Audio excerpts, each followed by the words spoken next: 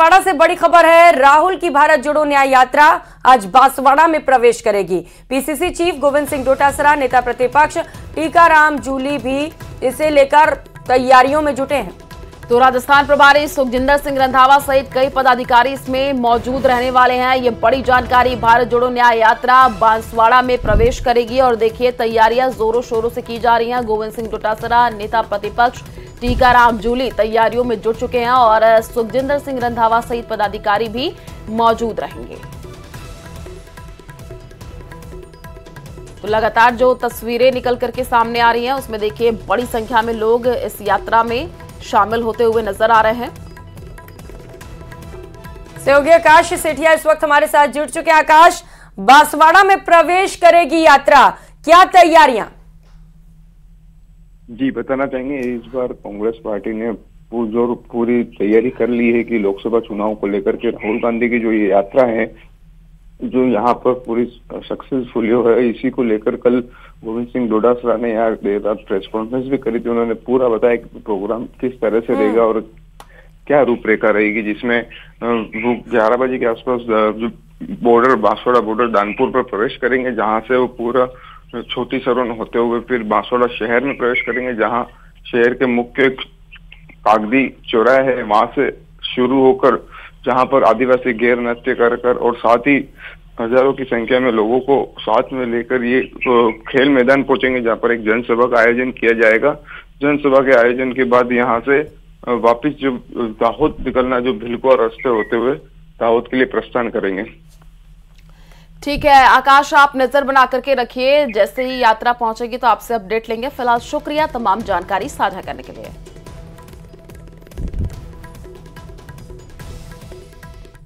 और कांग्रेस की भारत जोड़ो न्याय यात्रा को लेकर के बीजेपी ने राहुल गांधी पर निशाना साधा है। कैबिनेट मंत्री किरोड़ी लाल मीणा ने कहा कि आज राहुल गांधी न्याय यात्रा निकाल रहे हैं, जबकि 60 से 70 साल के कांग्रेस के शासनकाल में सिर्फ अन्याय हुआ है। और ऐसे में राहुल गांधी को न्याय यात्रा निकालने का कोई नैतिक अधिकार नहीं है। वहीं डिप्टी सीएम प्रेमचंद बैरवा ने कांग्रेस की भारत जोड़ो न्याय यात्रा को लेकर कहा कि राजस्थान समेत पूरे देश की जनता जानती है कि राहुल गांधी क्या कर रहे हैं और प्रधानमंत्री देश के लिए क्या कर रहे हैं।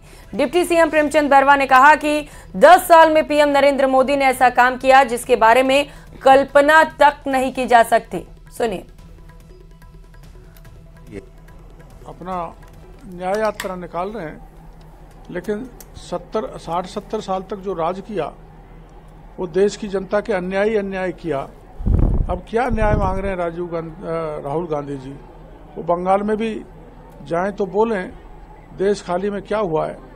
पूरे इनके कार्यकाल में जितना भी 50-60 साल का राज रहा, दलितों के साथ अत्याचार की पराकाष्ठा हुई, आदिवासियों के साथ अत्याचार की पराकाष्ठा हुई और किसी प्रकार का न्याय उनको दिया नहीं गया।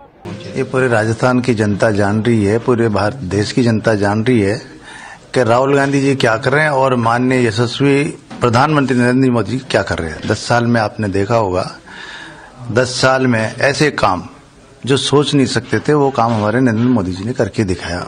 और आम जनता में ये विश्वास है मोदी जी पे कि उन्होंने जो कहा वो करते हैं, जो नहीं किया वो भी करके दिखाते हैं।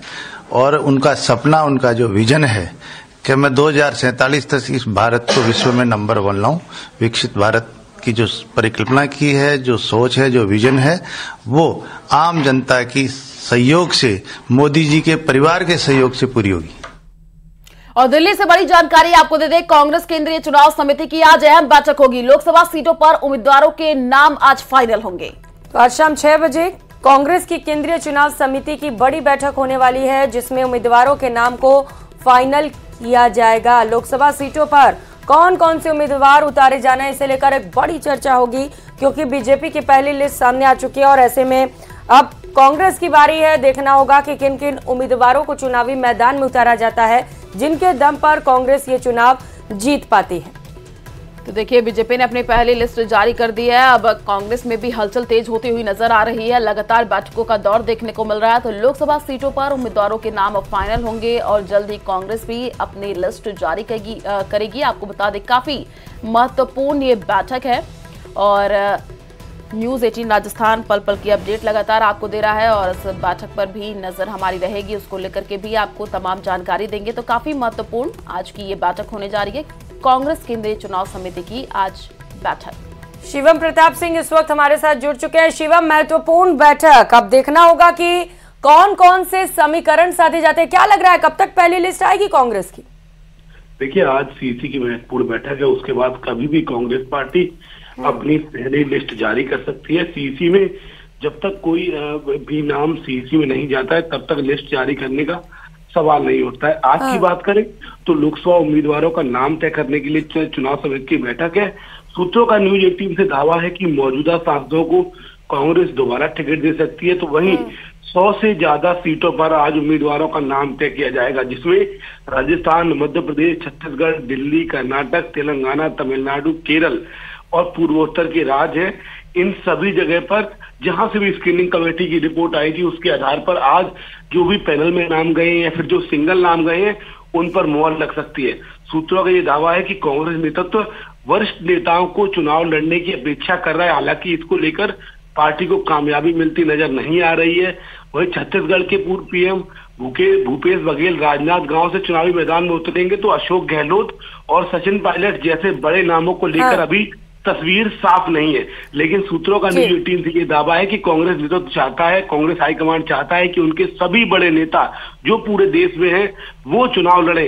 यही एक वजह है कि यूपी के प्रदेश अध्यक्ष अजय राय हों, दिल्ली के प्रदेश अध्यक्ष अरविंदर सिंह नवली हों या फिर दीपेंद्र हुड्डा हरियाणा से, ये बड़े नाम हैं जिनकी लगातार चारों तरफ चर्चा है। सबसे बड़ा लेकिन सस्पेंस अभी तक बना हुआ है कि राहुल गांधी और प्रियंका गांधी क्या चुनाव लड़ेंगे, क्या वो अपनी परंपरागत अमेठी और रायबरेली सीट से इस बार दावा ठोकेंगे। हालांकि आज की बैठक में उम्मीदवारों के चयन में जातीय समीकरण और जिताऊ फैक्टर को ध्यान में रखा गया है। गठबंधन वाले राज्यों में सहयोगी दलों से भी विचार किया जा रहा है। बिल्कुल शिवम, बीजेपी ने सबसे पहले अपने रणबांकुरों को ही मैदान में उतारा। अब देखना होगा कि कितने उम्मीदवारों की लिस्ट आती है और कौन कौन उम्मीदवार घोषित किए जाते हैं कांग्रेस की ओर से। आप नजर बना रखिएगा शिवम बैठक पर। बहुत शुक्रिया आपका।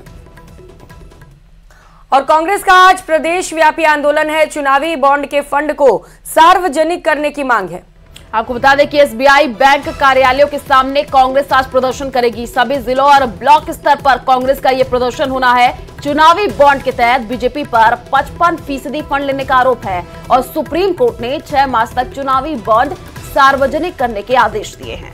तो बैंक प्रबंधन ने चुनावी बॉन्ड सार्वजनिक करने के लिए मांग की है। 5 महीने का समय मांगा गया है। एसबीआई बैंक प्रबंधन पर केंद्र सरकार के दबाव में कार्य करने का भी आरोप लगा है।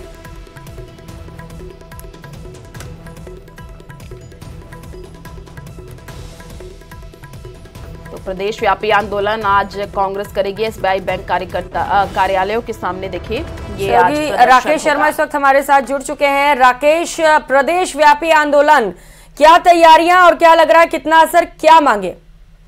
बिल्कुल, देखिए सुप्रीम कोर्ट ने जिस तरीके से निर्देश जारी करके इलेक्टोरल बॉन्ड से जो फंड लिया गया है, चुनावी बॉन्ड, उस फंड को सार्वजनिक करने के लिए 6 मार्च तक का समय जो है दिया था। लेकिन 6 मार्च निकलने के बाद चूंकि एसबीआई बैंक ने सुप्रीम कोर्ट से 5 माह का समय और मांगा है। ऐसे में कांग्रेस का आरोप है कि लोकसभा चुनावों में केंद्र सरकार एसबीआई बैंक प्रबंधन पर दबाव डाल रही है और जो फंड लिया गया है उस फंड को सार्वजनिक करने से रोका जा रहा है, ताकि जो कांग्रेस का आरोप है कि 55% जो फंड है वो बीजेपी के उसमें है। तो आज प्रदेश भर में कांग्रेस इस मामले को लेकर विरोध जता रही है। सभी एसबीआई बैंक कार्यालयों के सामने प्रदर्शन किया जाएगा। पीसीसी चीफ गोविंद सिंह डोटासरा, सुखजिंदर सिंह रंधावा, कांग्रेस प्रभारी और नेता प्रतिपक्ष टीकाराम जूली सहित सभी आज इस आंदोलन का आगाज कर रहे हैं और ये आंदोलन लंबा चलेगा, क्योंकि कांग्रेस अब इस मामले को लेकर लोकसभा चुनाव में एक मुद्दा बनाने जा रही है कि जो बीजेपी का जो इलेक्टोरल फंड है, जो चुनावी बॉन्ड का पैसा आया है, उसमें बड़े पैमाने पर ब्लैक मनी का भी अंदेशा है। साथ ही कई जो कॉर्पोरेट घराने हैं उनसे साठ-गांठ करके गलत तरीके से चुनावी चंदा लिया गया है। तो अब कांग्रेस ने इसका आज से विरोध प्रदर्शन शुरू किया है और ये प्रदेश व्यापी आंदोलन। ठीक है राकेश, आप नजर बना करके रखिए, आगे भी आपसे अपडेट लेंगे। फिलहाल शुक्रिया तमाम जानकारी साझा करने के लिए। और चलिए यहाँ रुकते एक छोटे से ब्रेक के लिए, जल्द लौटेंगे।